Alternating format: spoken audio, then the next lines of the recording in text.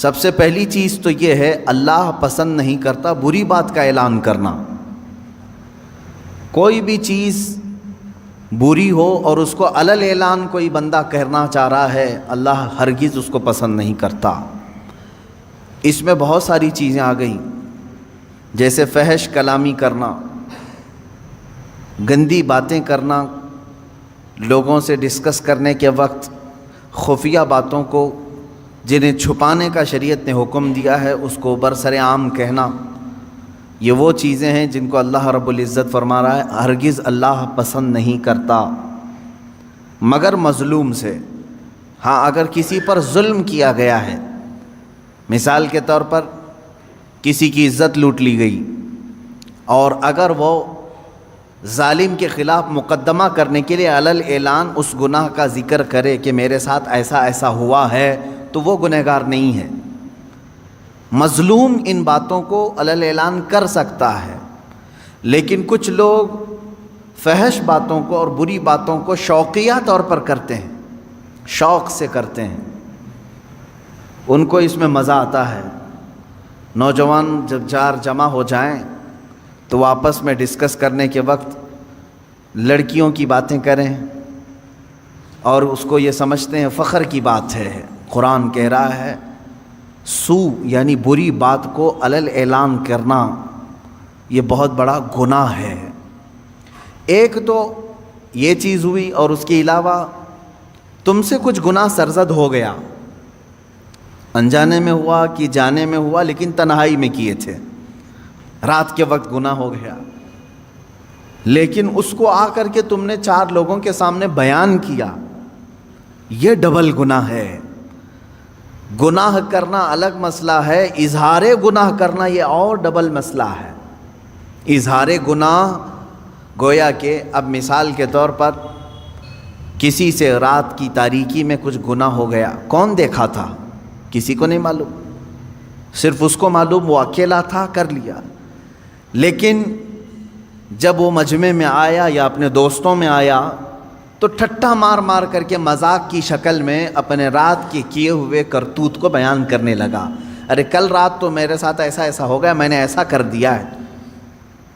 اب اس نے کیا کیا جانتے ہیں آپ؟ رات کا جو گناہ تھا ہو سکتا ہے اللہ اسے ہمیشہ کے لیے چھپا دے، اللہ کریم ہے،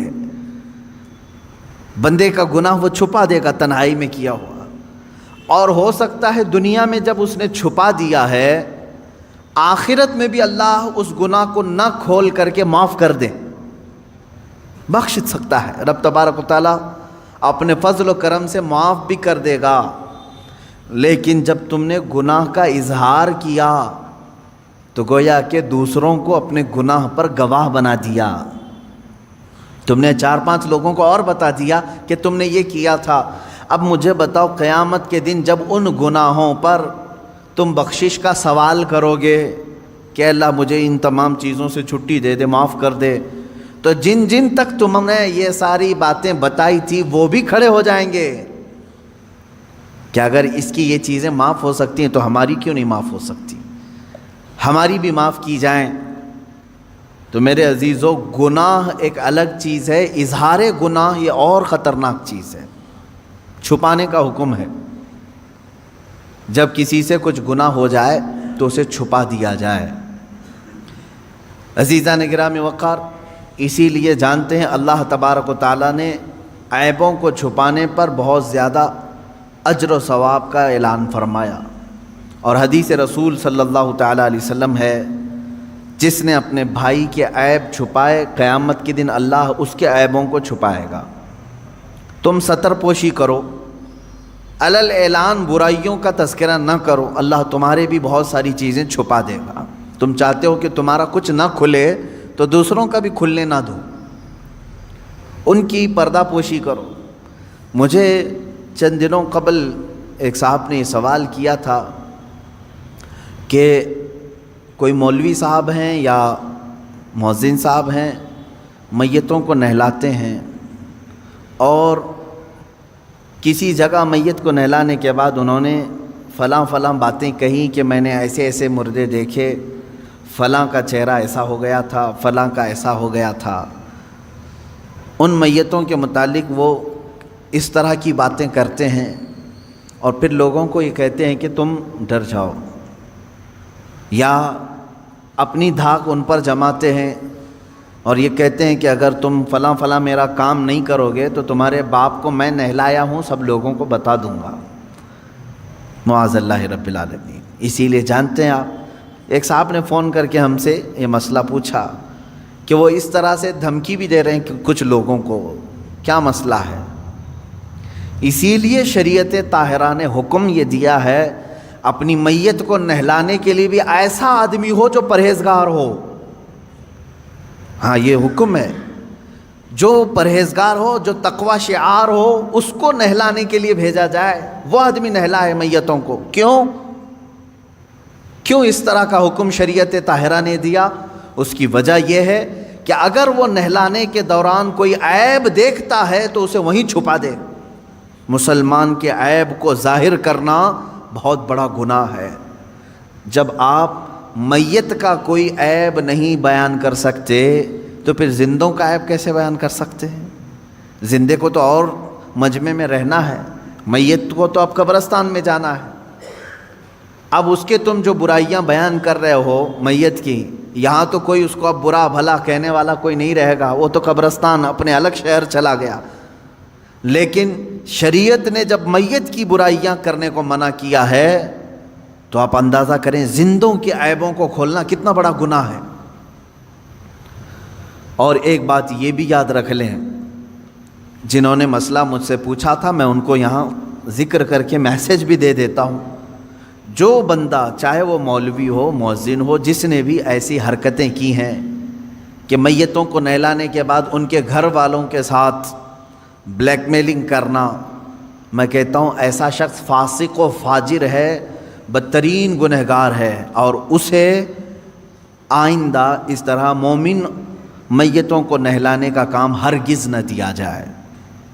یہ بات آپ سمجھ کر کے چلے ہیں کہ مومن وہ ہے جو اپنے دوسرے مومن بھائیوں کی عیب پوشی کرے، یعنی چھپا دے۔ اب دیکھیں آیت پڑھیں، یہاں پر جس بات کا ذکر ہے وہ باتوں کا ہے، لا يحب اللہ الجہر بالسوء من القول، باتوں میں بری بات علل اعلان کرنا اللہ کو سخت ناپسند ہے۔ بری باتیں، اس میں کیا کیا چیزیں آ گئیں؟ وہ سارے گانے جن میں فحاشیاں ہوتی ہیں وہ بھی اس میں آ گئیں، اللہ ہرگز نہیں پسند کرتا۔ بعض لوگ یہ سمجھتے ہیں فیشن ہے، اس میں غلیظ باتیں ہوتی ہیں۔ بعض شعراء ایسے ہوتے ہیں، شاعر لوگ، جس میں غلاظت بھری ہوئی ہوتی ہے، عورتوں کے اندرونی معاملات پر گفتگو کرنا اور اس پر شعر و شاعری کرنا، اور فحاشیت کی طرف خصوصیت کے ساتھ کچھ شعر ایسے ہوتے ہیں جن سے شہوت کو ابھارا جائے۔ میرے عزیزو، یہ تمام باتیں اس آیت کے اندر ہیں۔ اللہ نے فرمایا ایسی بری بات کا علل اعلان کرنا اللہ رب العزت کو سخت ناپسند ہے، سخت ناپسند ہے۔ ایک حدیث میں نے پڑھی، آپ سب توجہ رکھیں میرے عزیزو، بچوں جوان، فحاشی کی باتیں عام طور پر لوگ بیٹھ کر کے ڈسکس کرتے ہیں، جانتے ہیں اس کا انجام کیا ہونے والا ہے؟ تم سوچتے ہوں گے ٹھٹا مار کر کے ہنس دیے، فلاں عورت کے اندرونی معاملات پر ہم گفتگو کریں، فلاں لڑکی کی فگر کے بارے میں بات کریں، معاذ اللہ۔ ایسے بہت ساری چیزیں ہیں جو غلاظت ہے، اس کو علل اعلان آدمی کر رہا ہے۔ اس کا انجام کیا ہے؟ حدیث پاک میں ہے، فرمایا گیا جب وہ مرتا ہے تو اس کے منہ سے ایک اتنی تیز بدبو نکلتی ہے جس سے جہنم بھی کانپنے لگتا ہے۔ یہ ہو سکتا ہے کہ سامنے والوں کو نہ سونگھنے میں آئے جو اس وقت میت کے ہیں، لیکن یہ باطنی بدبو اس کے منہ سے نکلتی ہے جس سے جہنم کانپنے لگتا ہے۔ اتنی خطرناک بدبو اس کے منہ سے نکالی جائے گی جو اپنی زندگی میں فحش کلامی کرتا تھا۔ میرے عزیزو، گناہ کس سے نہیں ہوتے ہیں؟ گناہ بہت سارے لوگوں سے ہو جاتے ہیں، لیکن ان گناہوں کا اظہار کرنا اپنی زبان سے یہ غلیظ گناہ ہے، سخت ترین گناہ ہے۔ تم لوگوں کے سامنے بیٹھ کر کے جب بیان کرو گے تو اس کا مطلب یہ ہوا کہ اللہ کو تم سینہ زوری کر رہے ہو، اترا کر کے بتا رہے ہو، دیکھ میں نے چھپ کر کے کیا بھی اور سب کو بتا بھی رہا ہوں، کون میرا کیا کر لے گا، معاذ اللہ رب العالمین۔ تو گویا کہ تم رب ذوالجلال سے کوئی خوف نہیں رکھتے۔ مومن کی شان یہ ہے کہ انجانے میں بھولے میں گناہ ہو گیا تو سر جھکا کر کے چلتا ہے، شرمندگی سے ڈرتا ہے، کہیں میرے مولا کی پکڑ نہ ہو جائے، رات میں مجھ سے ایسے خطا ہو گئی ہے، مجھ سے غلطی ہو گئی ہے، گناہ ہو گیا ہے۔ اب وہ دن بھر شرم سے چلتا رہتا ہے، شرماتا رہتا ہے، میں آسمان کی طرف منہ کیسے اٹھاؤں، رب تبارک و تعالی مجھ سے خفا تو نہیں ہے، ناراض تو نہیں۔ یہ فیلنگ مومن کی ہوتی ہے، لیکن جب کسی کے دل سے ایمان رخصت ہو رہا ہوتا ہے تو وہ گناہوں پر فخر کرنے لگتا ہے، کل رات میں نے جو کیا اچھا ہی کیا، کون سا برا کام کیا، اور پھر 4 لوگوں کو اپنے گناہ پہ گواہ بھی بناتا ہے۔ اس چیز سے، اس حرکت سے ہمیشہ بچتے رہے۔ گناہ کرنا اور ہے، اظہار گناہ اور